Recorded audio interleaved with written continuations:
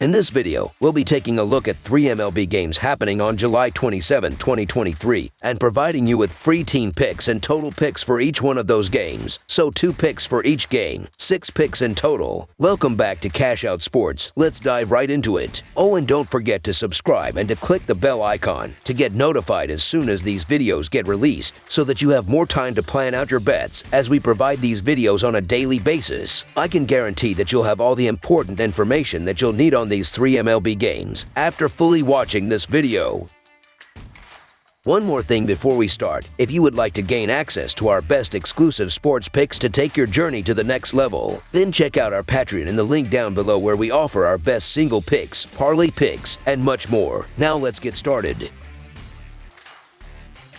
Washington Nationals versus New York Mets. The two teams at the bottom of the National League East will meet up on Thursday in Citi Field when the New York Mets host the Washington Nationals. The Mets are struggling this year with a 47-53 record, and they are 7 games back of a wild card spot. They are 5-5 in their last 10 as expected. Meanwhile, the Nationals are 42-59 and 23 games behind the division-leading Braves. Washington is also 5-5 in their last 10 heading into this contest. Washington moved to 43-59 after taking 2 of 3 from Colorado. The Nats capitalized on their home stand by winning 5 of their last 6 games, and they'll look to carry that momentum into division play. The Washington offense is scoring 3.48 runs per game, while batting .262 with a .319 on-base percentage. The pitching staff carries a 4.96 earned run average with a 1.5 WHIP. Lane Thomas has recorded a hit in 5 of the last 6 games, and he leads the Nats in hits with splits of .293, 16, 54. Joey Meneses produced 3 runs in the Game 2 win over the Rockies, and he's batting .280 with 53 RBI. Jeimer Candelario plated runs in all 3 games against Colorado, and he's posting a line of .256.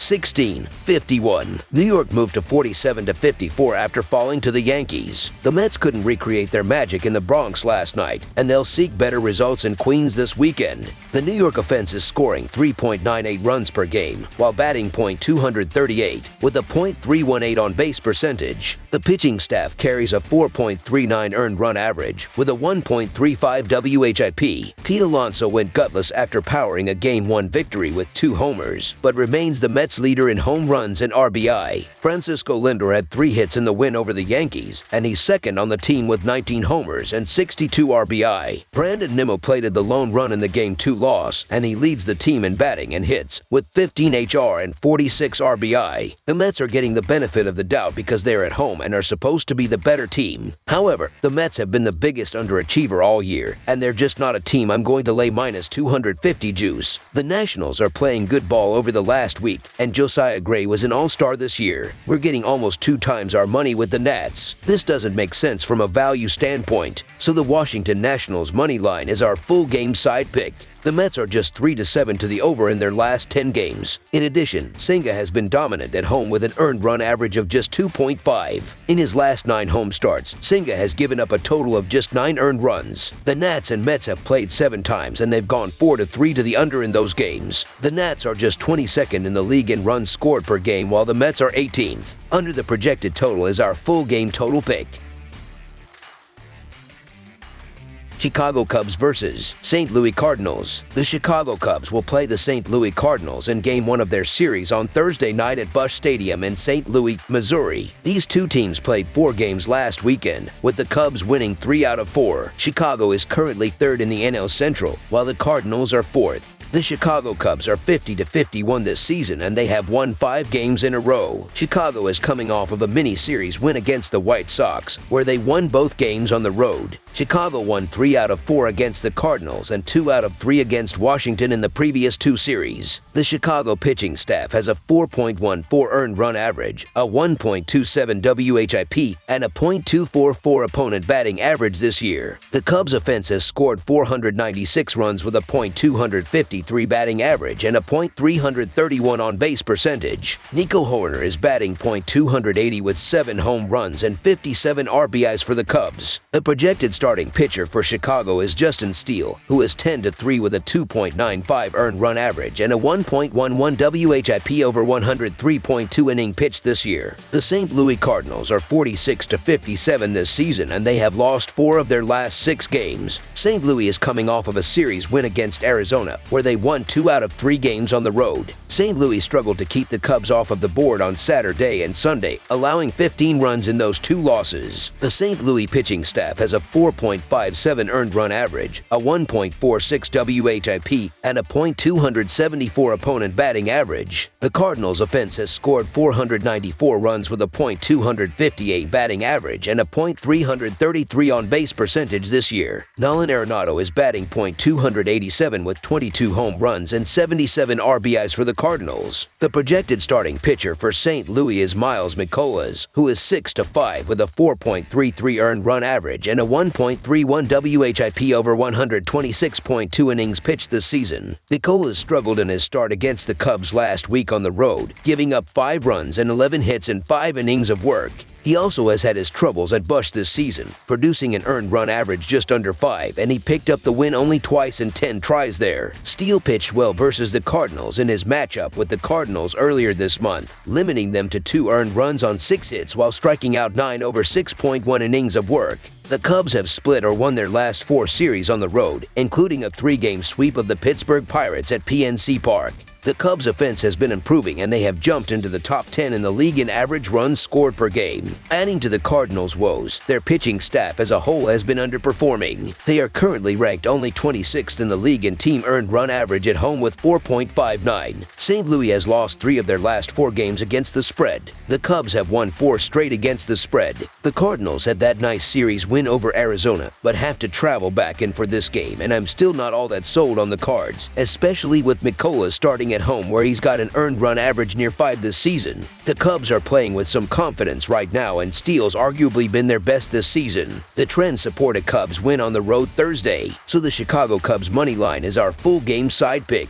Steele has been very effective on the road this season, producing a 3-1 record with a 2.93 earned run average and 1.02 WHIP. His control has been great away from his home stadium, walking an average of only 1.47 per 9 innings over his 7 road starts. 6 of the 9 games played between these 2 teams this year either pushed or went under the run total. All but 2 of the 9 games that were played at Busch between the Cubs and the Cardinals last season went under the run total. 4 contests during the season series there ended in a shutout. The Cubs hit a lean .218 with a .300 slugging percentage at Busch over 9 games last season. A trend may be forming, as they hit only .212 in 10 games the season before. Chicago hitters have struggled on the road recently, producing a .229 batting average with a .293 OBP in their previous 5 games. St. Louis has gone under the run total in 2 of their last 3 games, and they have scored 3 runs or less in 3 of their last 5. Most signs point to a lower scoring affair when these 2 teams meet on Thursday. Under the projected total is our full game total pick.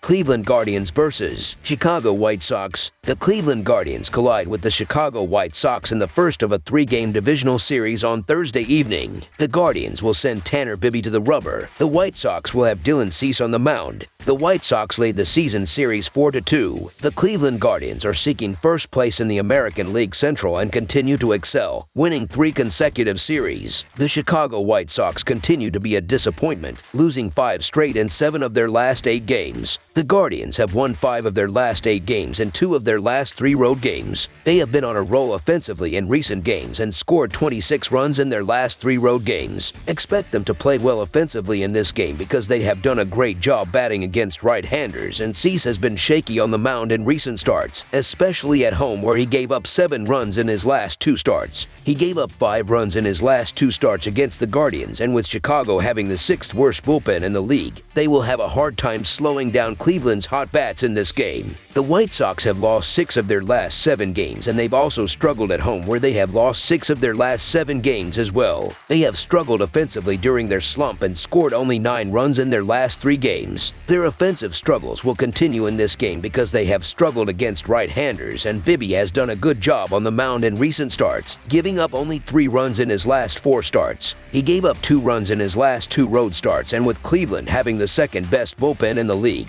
they will keep Chicago's offense in check.